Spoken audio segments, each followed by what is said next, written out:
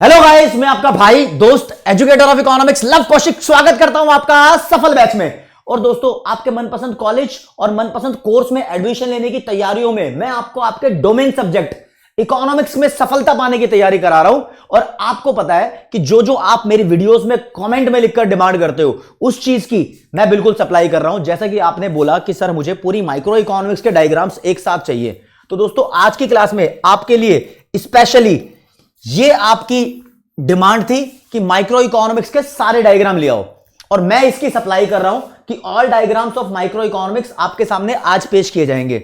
और एक बात ध्यान रखना, ये सबसे इंपॉर्टेंट बात, जो बच्चे अभी अपने स्कूल की एग्जाम की तैयारी में लगे हुए हैं उनके लिए भी ये वीडियो इंपॉर्टेंट है, क्योंकि स्कूल के कॉन्सेप्ट तो यहां पर फर्निश हो रहे हैं आपके साथ के साथ। इन कॉन्सेप्ट के साथ साथ आप सीयूईटी भी फोड़ दोगे, तो 2 in 1 प्रिपरेशन है आपकी। बहुत सारे स्कूल के बोर्ड्स हैं जिनकी तैयारियां चल रही हैं और अभी सीयूईटी की तैयारी भी चल रही है, तो वो एक साथ प्रिपरेशन करें ना, यहां से आपका बहुत कुछ कवर होता है। अब ये क्लास थोड़ी एडवांस भी है, लेकिन इस क्लास में आपको ये पता लगेगा कि ये मार्क्स स्कोरिंग भी है, क्योंकि यहां से पेपर में क्वेश्चन आएंगे और थोड़ी सी एडवांस लेवल की चलेगी क्लास। अब आपको बता दूं, सीयूईटी के सिलेबस में माइक्रो इकोनॉमिक्स के सिर्फ 2 यूनिट आ रही हैं। एक पीपीसी वाली यूनिट है, production possibility curve central problem वाली, जिसको बोलते हैं इंट्रोडक्शन ऑफ माइक्रो इकोनॉमिक्स। दूसरी यूनिट है कंज्यूमर बिहेवियर एंड डिमांड। तो जो इंट्रोडक्शन ऑफ माइक्रो इकोनॉमिक्स है उसके अंदर सिर्फ आपका प्रोडक्शन पॉसिबिलिटी कर्व है, और जो थ्योरी ऑफ डिमांड और कंज्यूमर इक्विलिब्रियम वाली यूनिट है यहां पर आपको इंडिफरेंस कर्व देखने को मिलेगा, बजट लाइन देखने को मिलेगी, डिमांड कर्व देखने को मिलेगा, और साथ साथ में आपको मार्जिनल यूटिलिटी और टोटल यूटिलिटी के कर्व भी देखने को मिलेंगे। डायग्राम की अंडरस्टैंडिंग से ज्यादा यहां पर डायग्राम के उन पॉइंट पे फोकस किया जाएगा जो एग्जाम के लिए इंपॉर्टेंट है। बस, यानी ताबड़तोड़ क्लास है भाई, एग्जाम के लिए पूरी इंपॉर्टेंट है। मैं सबसे पहले आपको माइक्रो इकोनॉमिक्स में प्रोडक्शन पॉसिबिलिटी कर्व के बारे में बताता हूं। देखो जी, प्रोडक्शन पॉसिबिलिटी कर्व के बारे में जो आपसे क्वेश्चन पूछा जा सकता है पेपर में, पहली बात तो प्रोडक्शन पॉसिबिलिटी कर्व आपका ऐसा concave to the point of origin दिखाई देता है। यहां पर आप एक्स एक्सिस पे गुड एक्स लिखते हो और वाई एक्सिस पे गुड वाई लिखते हो, यानी कोई भी हो सकता है, good X good Y, gun और व्हीट भी हो सकता है। 2 गुड्स के प्रोडक्शन की अलग अलग पॉसिबिलिटी को दिखाने वाला कर्व प्रोडक्शन पॉसिबिलिटी कर्व होता है। अब यहां से पेपर में वांटेड क्वेश्चन क्या है, मोस्ट वांटेड क्वेश्चन ले लो, कौन सा कलर चूज करूं बताओ, ऑरेंज कलर। पहली बात, इस कर्व को प्रोडक्शन पॉसिबिलिटी कर्व बोलते हैं, ठीक है। इसको प्रोडक्शन पॉसिबिलिटी फ्रंटियर भी बोलते हैं, पेपर में आ सकता है। इसको प्रोडक्शन पॉसिबिलिटी बाउंड्री भी बोलते हैं, पेपर में आ सकता है। इसको हम ट्रांसफॉर्मेशन कर्व भी बोलते हैं, यह बहुत कम बच्चों को पता था। अब क्या है ना, इस क्लास के एंड में आपके सामने मैं 5 क्वेश्चन पेश करूंगा एमसीक्यू। आप मुझे कमेंट सेक्शन में बताओगे कि आपने 5 में से कितने सही किए हैं, आपका स्कोर कितना है, उस बेसिस पर भी आपको मैं जज कर लूंगा। ट्रांसफॉर्मेशन कर्व भी भाई इसका नाम है।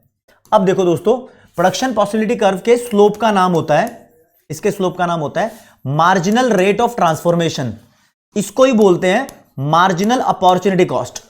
अब जब जब मार्जिनल रेट ऑफ ट्रांसफॉर्मेशन की वैल्यू बढ़ती रहती है तो हमारा पीपीसी कॉनकेव होता है, जैसा कि अब है कॉनकेव टू ओरिजिन, और ये डाउनवर्ड स्लोपिंग है, डाउनवर्ड स्लोपिंग।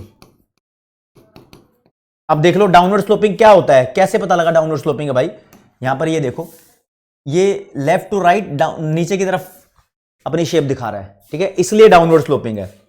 अगर एमआरटी की वैल्यू फॉल होती रही तो ये कॉन्वेक्स बन जाएगा, लेकिन रहेगा फिर भी डाउनवर्ड स्लोपिंग, हमेशा ही डाउनवर्ड स्लोपिंग रहेगा। अगर एमआरटी यानी एमओसी की वैल्यू कांस्टेंट होती है तो प्रोडक्शन पॉसिबिलिटी कर्व हमारा स्ट्रेट लाइन होता है। स्ट्रेट लाइन कैसा, अभी दिखाता हूं। स्ट्रेट लाइन होता है उस्ताद, अभी बना के दिखा देता हूं, ऐसा, और इस केस में हो जाता है ऐसा। तो ये हमारे कोर्स में नहीं था, ये हमारे कोर्स में नहीं था, ये हमारे कोर्स में है, लेकिन ये वाले केसेस भी पेपर में पूछे जाने के चांस पूरे पूरे हैं। टीचर जज कर लेगा तुम कितने पढ़े लिखे हो। पीपीसी कर्व के ऊपर कोई भी पॉइंट हो कहीं पर भी, हर एक पॉइंट ये शो करता है कि इकोनॉमी के रिसोर्सेज पूरे इस्तेमाल कर लिए हैं। रिसोर्स बढ़ने की वजह से पीपीसी राइटवर्ड शिफ्ट हो जाता है, और रिसोर्स कम होने की वजह से पीपीसी लेफ्टवर्ड शिफ्ट हो जाता है। पीपीसी में शिफ्ट होने के 2 रीजन है, यानी पहला चेंज इन रिसोर्सेस, दूसरा change in level of technology. खैर उन बातों पर मैं पीपीसी का आपको कॉन्सेप्ट नहीं पढ़ा रहा है, इस बात को ध्यान रखना। मैंने बोला सिर्फ और सिर्फ डायग्राम पे फोकस करेंगे। तो फोकस में इतनी बातें आपको जाननी जरूरी है। दूसरे नंबर का डायग्राम आपके लिए कंज्यूमर इक्विलिब्रियम वाली यूनिट से लेकर आया गया है। इसको बोलते हैं दोस्तों मार्जिनल यूटिलिटी कर्व। अब तुम यहां पर ये कर्व जानोगे ना तो आपको अलग मिलेगा कुछ। कर्व थोड़ा साफ लिख देता हूं। अब तुम्हें अलग दिखेगा कि हां भाई तुमने पढ़ाई में तो कुछ अलग पढ़ा था और यहां पर कुछ अलग हो रहा है। मार्जिनल यूटिलिटी कर्व पूरा proper law of diminishing marginal utility को फॉलो करता है, जो कि लॉ बोलता है जैसे जैसे आप अपने कंजम्पशन को बढ़ाते रहोगे, जैसे जैसे और रोटियां खाते रहोगे, वैसे वैसे पेट भरता रहेगा। मतलब जैसे जैसे किसी भी कमोडिटी की ज्यादा यूनिट्स कंज्यूम की जाती है, वैसे वैसे उससे मिलने वाली ये मार्जिनल यूटिलिटी धीरे धीरे कम होती जाती है। इसलिए मार्जिनल यूटिलिटी कर्व अपना डाउनवर्ड स्लोपिंग होता है, ये नीचे की तरफ गिर रहा है। और एक बात ध्यान रखना, कलर लूंगा यहां पर पिंक, ये फॉल तो हो रहा है, इसका एक हिस्सा नेगेटिव है, एक हिस्सा पॉजिटिव है, इस बात को ध्यान रखना। ठीक है जी। साथ में आ जाओ इससे ही मैचिंग में टीयू यानी टोटल यूटिलिटी कर्व। ठीक है, टोटल यूटिलिटी कर्व बना लो भाई। ये ओरिजिन से निकालूंगा, पहले राइज होगा फिर फॉल होगा। अब इसकी खास बात, टोटल यूटिलिटी कर्व की खास बात यह है कि ये पहले डिक्रीजिंग रेट से इंक्रीज होता है फिर फॉल होता है। ये वाली बात तुमने बहुत कम ध्यान दी होगी कि टीयू भी डिक्रीजिंग रेट से इंक्रीज होता है। ठीक है, अब पेपर में एमयू और टीयू के बीच का रिलेशन तुम कर लोगे ना तो एक क्वेश्चन जरूर आएगा, वो क्रैक करने की पावर तुम्हारे अंदर आ जाएगी। कैसे, यहां से देखना जरा क्वेश्चन, और इससे अभी मैं क्विज में भी पूछूंगा आपसे क्वेश्चन। इधर बनाऊंगा टीयू कर्व और नीचे बनाऊंगा एमयू कर्व।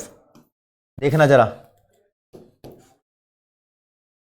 ये मेरा टीयू कर्व और इसी के नीचे बनेगा एमयू कर्व। कैसे बनेगा, जहां पर टीयू मैक्सिमम होता है वहां पर एमयू की वैल्यू 0 होती है।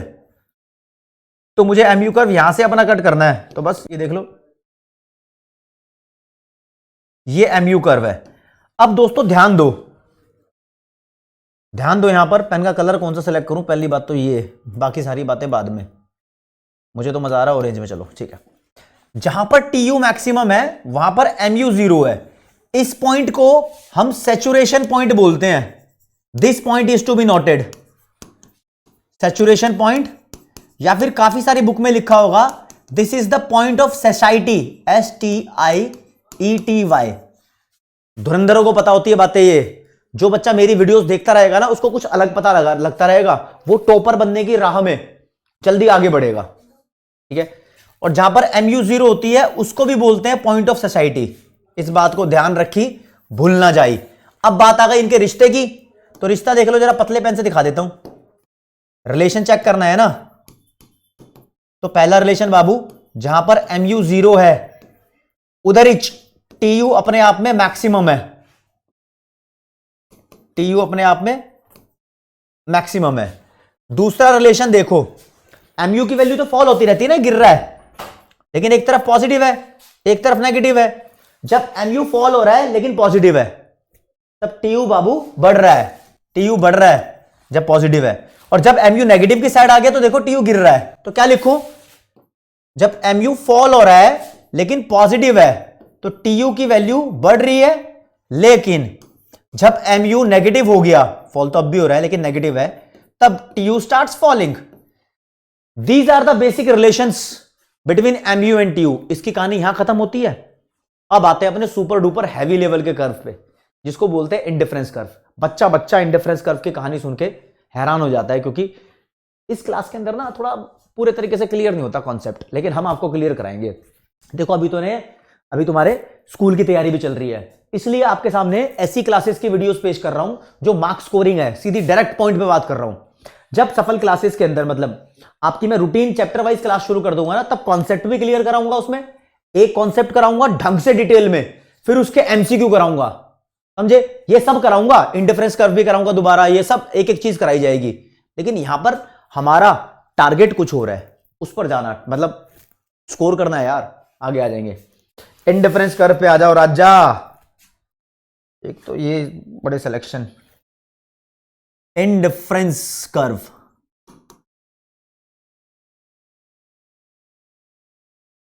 देखो जी, इंडिफरेंस कर्व के बारे में ये इंडिफरेंस कर्व अपना ऐसा डाउनवर्ड स्लोपिंग होता है। यहां पर गुड एक्स लिखी गई है, यहां पर गुड वाई लिखी गई है, आप कुछ भी लिख सकते हो। ये कंजम्पशन से रिलेटेड होता है, प्रोडक्शन से नहीं होता। पीपीसी होता है प्रोडक्शन से रिलेटेड, ठीक है। इसमें बातें सुनना मेरी प्रॉपर। इंडिफरेंस कर्व के स्लोप का नाम होता है मार्जिनल रेट ऑफ सब्स्टिट्यूशन। अब इसके बारे में सुन लो। मार्जिनल रेट ऑफ सब्स्टिट्यूशन का फॉर्मूला होता है change in consumption of Y good पे जो भी लिखा है वाई एक्सिस पे, और upon change in consumption of जो भी एक्स एक्सिस पे लिखा है।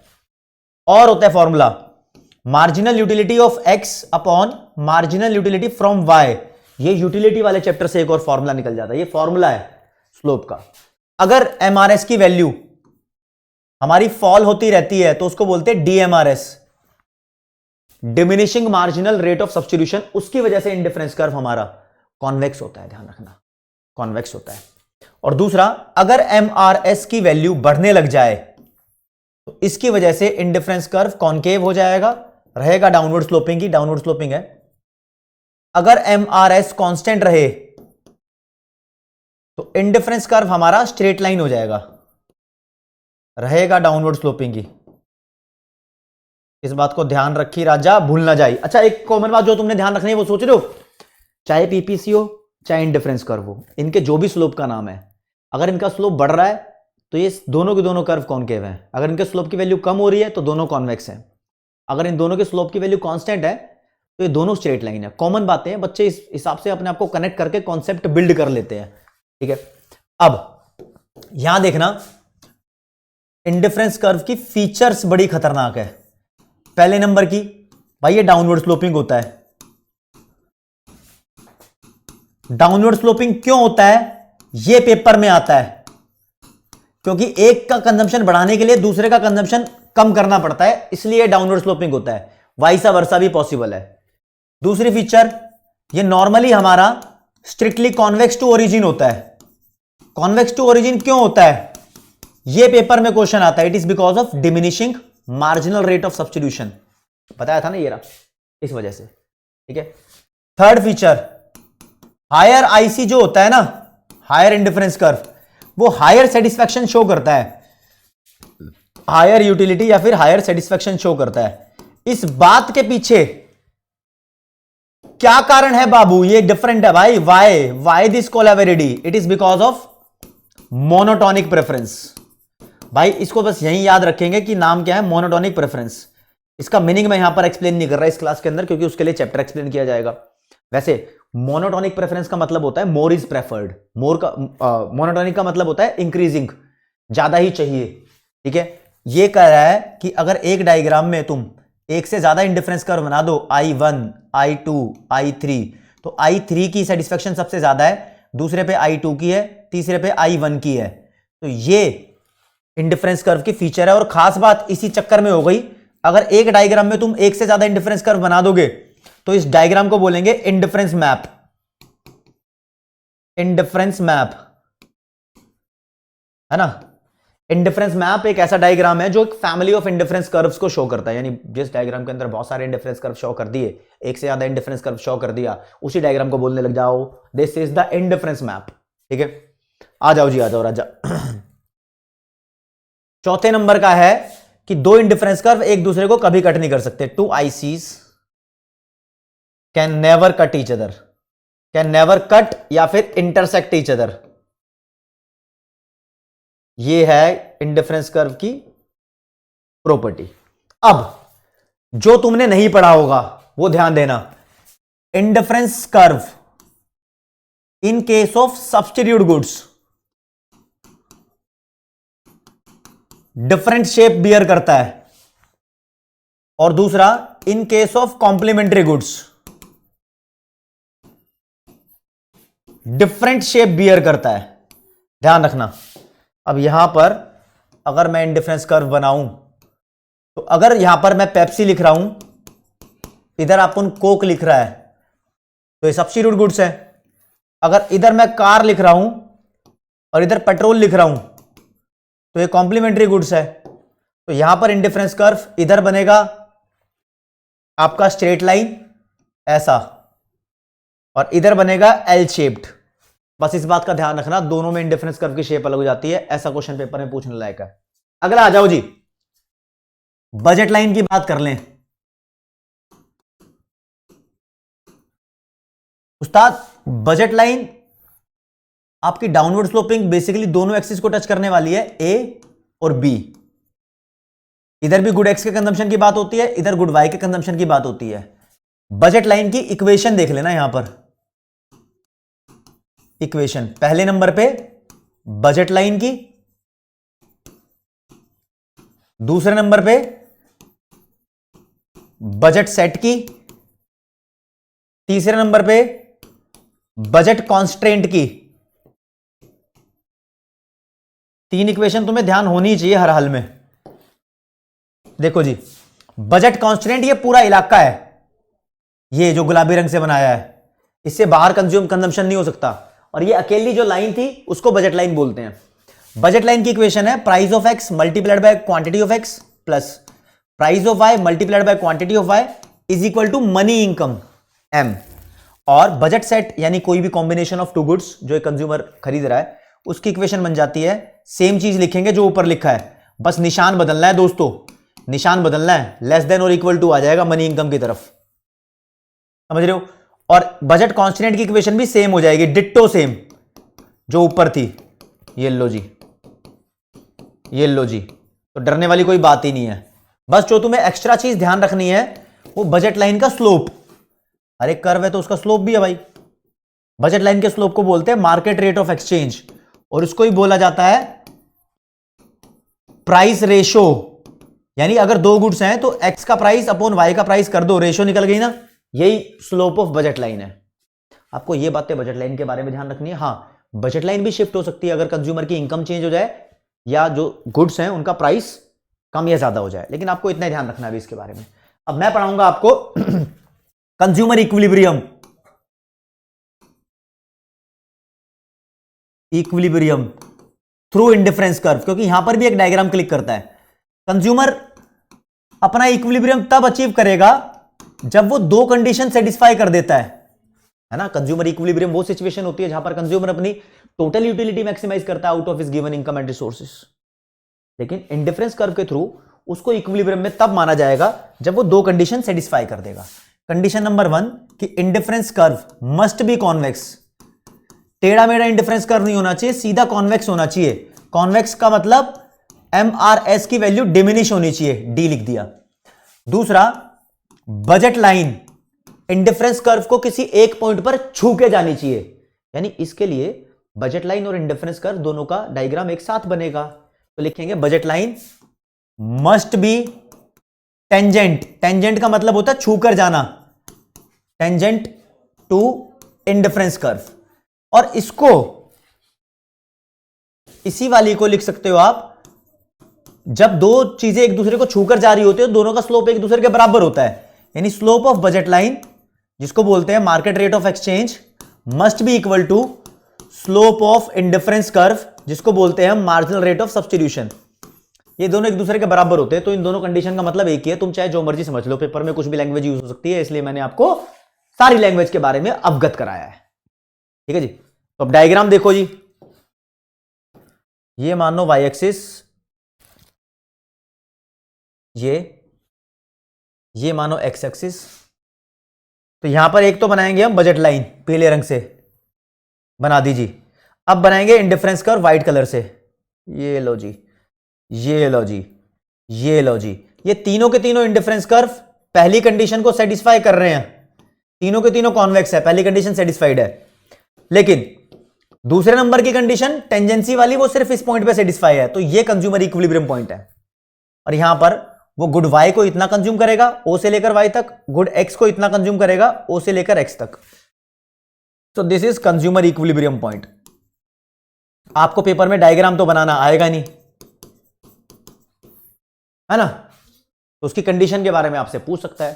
दोस्तों ये कंज्यूमर इक्विलिब्रियम के डायग्राम थे। अब क्विज कराऊंगा, लेकिन आपको एक बार डिमांड कर्व का थोड़ा सा बता दूं। मैं आपको यहां पर डिमांड कर्व के कॉजेस नहीं बता रहा, शिफ्ट नहीं बता रहा, मूवमेंट नहीं बता रहा, सिर्फ ये बता रहा हूं प्यारा सा डिमांड कर्व जिसके बारे में कुछ कमेंट करने आपको पता होनी चाहिए। ये डिमांड कर्व नॉर्मली तुम डाउनवर्ड स्लोपिंग पढ़ते हो, डिमांड कर्व कोई दिक्कत नहीं है, डाउनवर्ड स्लोपिंग है, लेकिन डिमांड कर्व के स्लोप की वैल्यू क्या होती है? इसकी वैल्यू होती है change in price upon change in quantity. यहां पर नेगेटिव साइन भी यूज कर सकते हो क्योंकि डाउनवर्ड स्लोप है, तो इसके स्लोप के बारे में आपको पता होना ही चाहिए। बस इतना मुझे डिमांड कर्व के बारे में बताना था। लेकिन गिवन गुड्स ऐसी हैं जिसके केस में डिमांड कर्व ऐसा दिखता है सप्लाई कर्व की तरह, पॉजिटिवली स्लोप्ड हो जाता है। तो ये अमेजिंग फैक्ट्स मुझे आपको बताने थे। अब वक्त आ गया कि आपसे मैं कुछ क्वेश्चन पूछ लूं क्विज के तौर पे, जिसका स्कोर आप मुझे अपने कमेंट सेक्शन में लिख के बताएंगे और बच्चे पता लगेगा कि कौन सा बच्चा अपना कितना समझदार है। अगर आपका कोई पूरा बड़ा सा डाउट हो ना यार, जो आपको लगता है कि कमेंट सेक्शन में आप नहीं बता पा रहे, तो उसके लिए लव कौशिक के नाम से आपको बताइए, अपनी इंस्टाग्राम आईडी है, लेकिन वहां पर आप मुझे मैसेज मत करो, आप वहां पर मुझे फोटो भेजो जो आपका डाउट है, या फिर मैं आपकी उस फोटो को नहीं देख पा रहा तो आप मुझे अपनी स्टोरी में टैग करके वहां तक सप्लाई कर दो अपनी फोटो, कोई दिक्कत नहीं है। मैं पूरा पीडब्ल्यू आपकी हेल्प करने के लिए तैयार है। पहला क्वेश्चन आपके सामने पेश किया जाएगा आज की ही क्लास से। तो भाई क्वेश्चन क्या है? When marginal utility is equal to 0 then what will be the total utility. यानी जब MU 0 है तो टोटल यूटिलिटी की वैल्यू कितनी होती है उस्ताद? Maximum, loss of return, minimum या नन ऑफ द अबव। कुछ ऑप्शन आपको उल्लू बनाने के लिए दिए हुए हैं, बच्चे को साफ पता है जब टोटल यूटिलिटी और MU के बीच में रिलेशन जिस बच्चे को पता होता है तो उसको ये पता है, व्हाइट कलर से दिखाऊंगा अब, जब MU 0 होता है तो TU मैक्सिमम होता है, तो TU इज मैक्सिमम। अब तुम्हें क्या करना था? यहां पर तुमने क्वेश्चन पढ़ लिया था, वीडियो पोस्ट करनी थी, तुम्हारे मन में जो आंसर आया ठीक है कमेंट सेक्शन में बता सकते हो, नहीं तो अपनी कॉपी में नोट कर लो, फिर चेक करो कि वो सही था या गलत था, फिर 5 में से जितने भी नंबर है वो कमेंट सेक्शन में डालने हैं। अगला क्वेश्चन, चलो जी। As we move down to the indifference curve left to right, मान लो ये इंडिफरेंस कर्व है और बोल रहा है जैसे जैसे हम लेफ्ट से राइट की तरफ ऐसे मूव करते रहते हैं अलग अलग, तो slope of indifference curve tends to, जो स्लोप है इंडिफरेंस कर्व यानी MRS, उसके साथ क्या होता है? वो यूनिटी यानी 1 रहता है, या 0 हो जाता है, या डिक्लाइन होता है, या राइज होता है। बच्चे को पता है जब इंडिफरेंस कर्व ऐसा होता है ना तो उसके स्लोप की वैल्यू कम हो रही होती है, डिमिनिश, फॉल हो रहा होता है। डिक्लाइन आ गया ना यहां पर, थर्ड नंबर का सही आंसर है भाई, इसके साथ जाएंगे। ओके जी, अगले नंबर का क्वेश्चन हमारा तीसरे नंबर का। Demand curve is always, demand curve हमेशा कैसा दिखाई देवत है बाबू? लेवल पे, इरेगुलर, अपवर्ड स्लोपिंग या डाउनवर्ड स्लोपिंग? बताओ। अपवर्ड स्लोपिंग तो सप्लाई कर्व होता है, ये दो वर्ड शुरू के उल्लू बनाने के लिए है। अपना डिमांड कर्व डाउनवर्ड स्लोपिंग रहता है नॉर्मली। हाँ, कुछ बच्चे कहेंगे सर गिवन गुड्स के केस में अपवर्ड स्लोपिंग होता है, वो स्पेशल केस है, एक्सेप्शन केस है। जब उनका नाम लिया जाता है तब उनकी बात करते हैं, जब एक्सेप्शन चीजों का नाम नहीं लिया जाता तब नॉर्मल बातें करते हैं। ठीक है जी, आगे पूछो। बोल रही है सैचुरेशन पॉइंट क्या होता है? इज द पॉइंट वेयर क्या MU मैक्सिमम, या डिमांड इज मैक्सिमम, या TU इज मैक्सिमम, या TU इज 0। अब देखो पीछे बताया था आपको, यहां पर TU मैक्सिमम है और MU 0 है, ये भी सैचुरेशन पॉइंट, ये भी सैचुरेशन पॉइंट। तो देखो ऑप्शन में क्या लिखा है? TU इज मैक्सिमम तो लिखा है, लेकिन MU 0 नहीं लिखा, तो थर्ड वाला ही सही है, TU इज मैक्सिमम, वही सैचुरेशन पॉइंट। अगले पे आ जाओ जी, लास्ट क्वेश्चन है। एट कंज्यूमर इक्विलिब्रियम, यानी जब कंज्यूमर इक्विलिब्रियम में होता है तो क्या होता है? MRS और MRE बराबर, या MRS और MU बराबर, या प्राइस रेशियो और MRE बराबर, या ऑल ऑफ द अबव? क्या कहानी है, जज करो। देखो MRS और MU का तो कोई लेना देना है ही नहीं, MU कर्व अलग है, MRS तो इंडिफरेंस कर्व का स्लोप है। प्राइस रेशियो और MRE both are same thing, दोनों बजट लाइन का स्लोप है, तो कंज्यूमर इक्विलिब्रियम से कोई लेना देना नहीं है, दोनों एक ही बात है। कंज्यूमर इक्विलिब्रियम पे बजट लाइन का स्लोप और इंडिफरेंस कर्व का स्लोप दोनों एक दूसरे के बराबर होते हैं, तो ये इंडिफरेंस कर्व का स्लोप, ये बजट लाइन का स्लोप, दोनों एक दूसरे के बराबर होते हैं कंज्यूमर इक्विलिब्रियम में, तो 1 के साथ जाएंगे। फटाक से बता दो कमेंट सेक्शन में कितने नंबर तुमने हासिल किए, और सफलता के लिए मैं तुम्हारा हमेशा साथ देता रहूंगा इकोनॉमिक्स के डोमेन सब्जेक्ट में। आज के लिए दोस्तों इतना ही। जय हिंद, जय भारत, नमस्कार, धन्यवाद।